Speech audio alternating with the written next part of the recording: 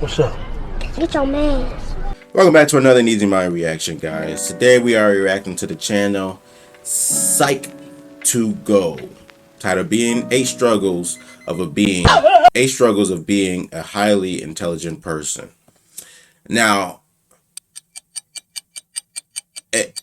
I clicked on this video, or I'm looking to react to this video because I'm always questioning for myself whether or not I'm actually someone who's intelligent, who's smart, or I'm one of those people who thinks they're intelligent and who thinks they're smart, but in reality, I guess, I'm actually dumb. Gotcha. And I'm always struggling with that concept, with that question, that idea. And I can never actually tell, all these questions that I have, all these ways in which I go about trying to answer them, the different things I know, the different things I study. I question, is it feeding into, I guess, what would be my ego, wanting to be intelligent, and does that create this veil in a sense where I can't really tell, and I'm just pretending to be smart. But anyways, hopefully I relate to some of these struggles, because if I don't, then that might be a sign that I'm actually just stupid. But anywho, let's read the description. Intelligent people are gifted at analyzing concepts and building upon them to form a better understanding of the world and those around them, how everything is connected, and why things are the way they are. A highly intelligent person often has remarkably high IQs, academic achievements, and go on to become successful leaders and trailblazers in their fields. However, they are faced with certain problems and challenges that only they can relate to. Having said that, here are 8 struggles only highly intelligent people will understand. Oh, they have writers? I didn't know that. Oh, I can maybe. Oh, no, I would love to write for one of these channels one day. That'd be great. But yeah, man. Let's see if we're smart or stupid. Let's get into the video. 1080p. I'm not gonna lie, I do some stupid things sometimes. I do say some stupid things as well.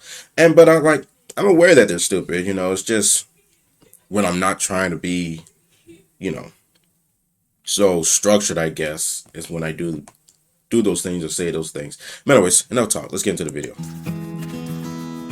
Don't get copyrighted for the music, please. Hey Psych2Goers, What's welcome good? back to another Psych2Go video. So, what is intelligence, really? We know it isn't as simple as an IQ score, which is something even Stephen Hawking thoroughly denounced. And we can likely agree that Mr. Hawking was quite intelligent. Intelligence Facts. is a complex, multi-dimensional construct that can mean a variety of things for a variety of different people. So it can be hard to put into words what it all means. But no matter what definition you may adhere to, there's one thing all of us can agree on. What's You know that? intelligence when you see it. A highly intelligent person is someone who's gifted at analyzing concepts and building upon them to form a better understanding of the world and those around them, how everything is connected, and why things are the way they are. These people often have remarkably high IQs, academic achievements, and go on to become successful leaders and trailblazers in their field. We just read this. Wondering if you're one of them? Let's look at 8 struggles only highly intelligent people Will understand. Before we get into this, I do want to note that there are, at least I believe, or as I've read, there are different types of intelligence. I think 9, if I'm not mistaken. I forgot the title or the name given to each, but some of it has to do with being intelligent with words, which I think, me personally, I would like to believe that I fall under linguistic intelligence. And then there's also social intelligence, understanding how to interact with people, and so there's different types of intelligence. So you're not dumb if you don't know how to do calculus, or know how to I don't know. But yeah, that's basically my point, is that the different types of intelligence. That's the intro. I don't need to take it back. Only highly intelligent people will understand. Let me see me 1. struggle. You get bored with small talk. Indubitably. If you've ever heard the quote, great minds discuss ideas, average minds discuss events, small minds discuss people. This is what it means. Highly intelligent people aren't drawn to what they consider the unimportant details of life. Chatting about the game or the neighbor's newest lawn flamingo isn't something they see as a must-talk-about item. Rather, they enjoy discussing ideas and concepts in anything from art to science. They think in ways of the deep, the abstract, and the thought-provoking, meaning small talk feels exhausting and time-wasting. 2.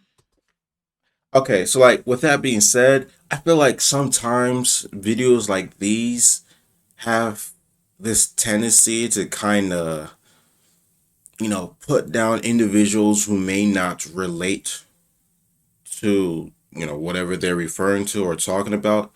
But okay, well, I'm reading. You probably can't see it because I'm in the way of it. But anyways, I was gonna say I relate to the second one as well. But I feel like, like I always say, to each their own.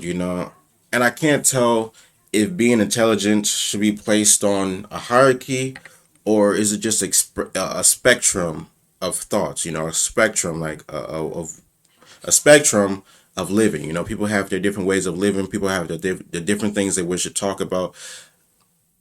Or is there a goal? Is there something we should all be reaching for? And as Maslow's hierarchy referred to, that self-actualization, trying to reach there, trying to become the best version of ourselves. And I don't know. I don't know the answer.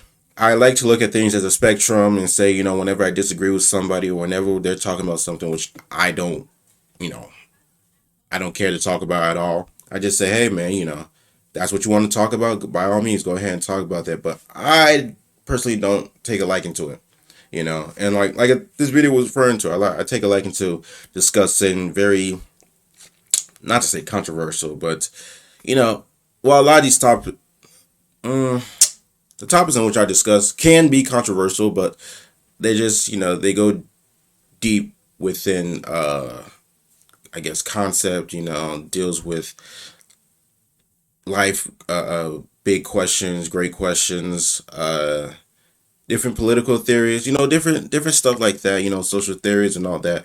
And those are the things I wish to discuss. I talk about them with one of my friends. I spoke about her, I think, a couple times on this channel. Haven't given her name out though, so that's that. But yeah, I like to talk about things like those, and really get into trying to understand the psychology behind individuals and whatnot. But anyways, I just had to make that point. I don't think it's, should I say, right? I don't think it's called for to try to belittle those who don't meet your standards, or yeah, who meet your standards. But anyways, time wasting. 2. You're careful with your words. Yes. Do people around you often describe you as reserved or overly serious? Yes. Many smart people tend to think more than they speak. This means that if they choose to share something, it's highly likely they've considered it from every possible angle, with rationale and logic to back up the conclusions they've come to. All this preparation, though, can mean long silences while they construct the thought, which then gives the impression of being reserved or overly serious, which leads to the next struggle. 3. You're socially awkward. Here's where the common movie trope of the awkward nerd comes in. You've seen it. The wide-eyed stare as a smart person realizes their response is awaited in silence. Or their cringe-inducing statement made at exactly the wrong time earned them the disgust of the popular kids forevermore.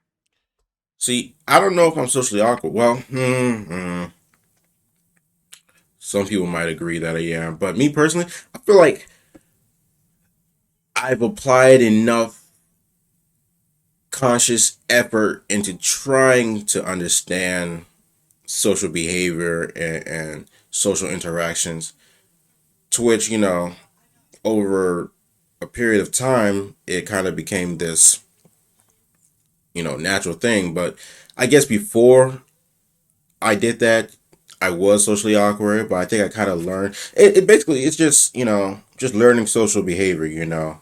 It's not really, I don't know how to explain it, but me personally right now, I don't think I'm socially awkward. I can be at times, I guess, but I think maybe I just found the right people who, I guess, put up with what would be awkward if I was in a different group or around different people. So I really can't tell, but I personally don't think I'm socially awkward. I think I'm able to adapt to different social groups. I can talk about a slew of different topics, and it sounds like I've studied them for hours upon hours, but really, uh, might be my second time hearing about whatever the group is discussing. But anywho, Statement made at exactly the wrong time earned them the disgust of the popular kids forevermore. Okay, we admit it, the media displays this in an okay, exaggerated manner. I figured much so. However, they aren't all wrong. The awkwardness is even backed up in research. A study by Davidson in 2015 showed that people who have a high IQ tend to have a lower EQ, or emotional intelligence quotient, which is what helps us form relationships and hone our social skills. Life. It's all about trade offs. I guess I'm not that 4. smart. You struggle to make good friends. Is making true friends and finding your crowd somewhat of a challenge for you? Some people are highly intimidated by intelligence and the perception that someone is too smart for them. They feel like they can't relate, or perhaps they're not smart enough. People don't generally like to feel this way, so their response is to simply not befriend the smart person. The highly intelligent person is still the person, and people get lonely. If you can relate to this, you may think, if it's my intelligence that drives people away, then should I dumb it down for acceptance? My father and I had this discussion before, and there was a period in time where I was feeling lonely, and I think it was due to this to an extent. But like nowadays, I feel like I found people who, although we may not share the same type of intelligence, I feel like there's this overall this overall desire to look to learn more and to be more than what we are in our current state. And I think that's what allows or makes it, I guess, easy, I guess, to be around someone like me, because I am someone that's constantly pushing the people around me to learn more about themselves, learn more about the world, to just look to grow their general knowledge. And some people, I've spoken to some individuals and gotten to know people, and some people don't like that. Some people feel like as they have said, doing too much. Some people feel like I'm trying to point out their, you know, I guess, lack of ambition, or, you know, maybe something they're insecure about, having felt like they weren't smart enough growing up. And so, but I'm always, looking to grow myself, and I'm always looking to continue my growth in knowledge. And so I guess sometimes that doesn't really work well with other people, and some people take a dislike into it. But I feel like I found a group. I can't say I found. They've been friends for a long time, but we've grown together, and I feel like I'm in a good group where we all have this general goal to grow as individuals, and that kind of helps with I guess the morale of the group in general, looking for something to do in life to grow. Should I dumb it down for acceptance? Well, ideally, you're drawn to other people in the same intelligence sphere as you. They may be rare, but they're out there. 5. You don't get out much. If you're Not at highly all. intelligent, It's like, no. you'll most likely struggle in social situations. You aren't so good at small talk and find it hard to make friends. What effect does this have on the bigger picture? It could mean you don't get to go out much. So you focus heavily on academics, throwing yourself into work, work, work. Even if you generally enjoy academic pursuits, the severe life imbalance between work and social integration eventually leads to overwork, Fix it, unhappiness, one. and possibly low self-esteem. 6. You're overly analytical. Have you ever heard of paralysis by analysis? Well, Ooh. this is a common struggle for the highly intelligent person. It happens when you're crippled by always needing to know the correct answer, or the most correct answer, or making the best Facts. decision. Do you always struggle with indecisiveness? Just like how you think thoroughly of all the angles before saying something in conversation, you do the same thing before you make a decision or give an answer. You also tend to be able to find so many angles, pros and cons, that it can end up making you more indecisive. There is so much input that it clogs your output. 7. Your mind constantly craves exercise. Being a highly intelligent person means you enjoy and need constant intellectual stimulation. Facts. In short, your mind has the munchies. You always want to do something that engages your brain skills, dips you in a new discovery, or lets you stretch your thinking muscles. This means simple everyday tasks or already solved problems feel like a drag. Pretty soon, so many things feel been there, done that the search for the next thing becomes arduous. 8. You're always feeling pressured to succeed. Lord. If we may paraphrase the late, great Uncle Ben, with great intelligence comes great expectation. If you're a highly intelligent person, you've probably felt that somewhat indirect pressure to succeed. From who? From everyone. Yes, much of it comes from within, however. Every time your friend casually says, "So, another 4.0 this semester?" or "Drinks on you for being employee of the month again, right?" a little part of your mind nudges you, saying, "This is your place. You need to be here. Always." So you end up pushing yourself to constantly prove your intelligence, leading to exacerbated perfectionist tendencies and an unhealthy, disproportionate fear of failure. Do you relate to any of the struggles mentioned in this video? Let us know in the comments below. We get it. Feeling a bit of victory by knowing things others don't sounds so incredibly good. However, there are always many sides to a thing, and being smart isn't always a piece of cake. Others might try to define you by your intelligence, seeing you simply as a brain or an IQ score. Still more, many may never get past that, so they never try to get to know you, maybe even villainizing you out of jealousy. This can leave you lonely and feeling disconnected. Truth is, there's nothing wrong with you for being who you are. In the end, Thanks. others don't validate or create who you are. Only you do.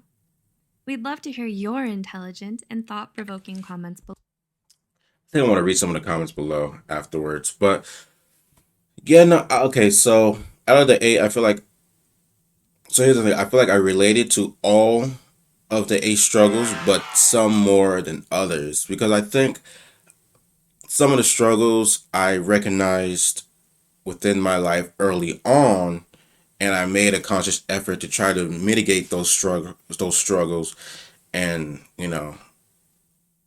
trying to compensate for some of those, a lot of times, those social losses that that occurred. Because there was times where, especially around what age, I remember back when I was in elementary, I had a very hard time explaining myself verbally. I really had to take time, and I think that's one of the things that helped me get into writing, because I wasn't all too apt at speaking, socially or in social settings.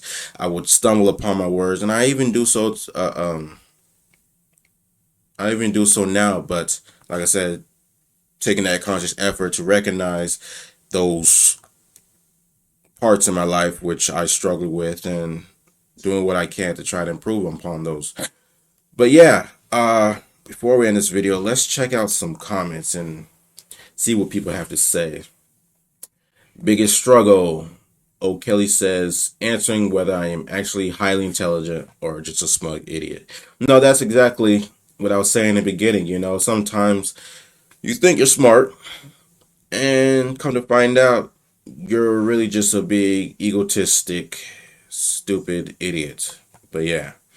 I hate having to dumb down not only my ideas, but also interactions with others. I once had a science project related on the states of matter. We had to come up with a hypothesis. My group was filled with other intelligent people, so we all struggled to even come up with a concept that worked and was within practical reasoning. We threw around grandiose ideas such as the triple point of water, heating copper to test malleability at different temperatures, etc. Out of all the sophisticated ideas that worked, we ended up settling for how fast salt and sugar dissolves in water. s- I feel like you were in a good group. You just said, maybe I read that wrong, but that first part of the sentence, that happens to me quite sometimes when I speaking, I have to. It happens to my father too.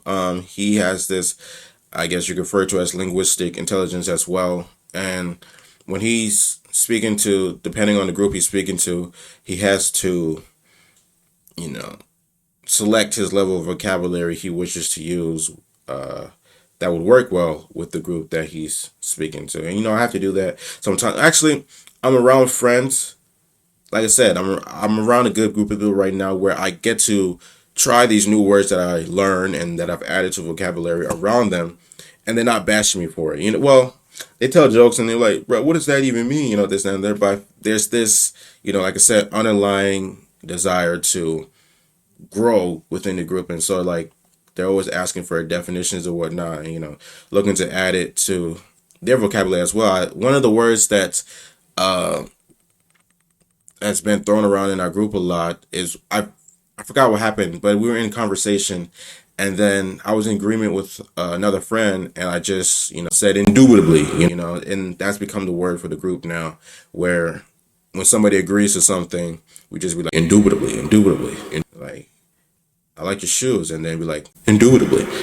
I just feel like that's my favorite word, by the way. It's indubitably and then ineffable, but both of those words just roll off the tongue well. Let's actually relate to some of the points. I'm easily bored and don't go. I was just kidding. Okay, wait, let me read that. I'm easily bored and don't go much for academics. The moment I realize I don't need them at any point of life.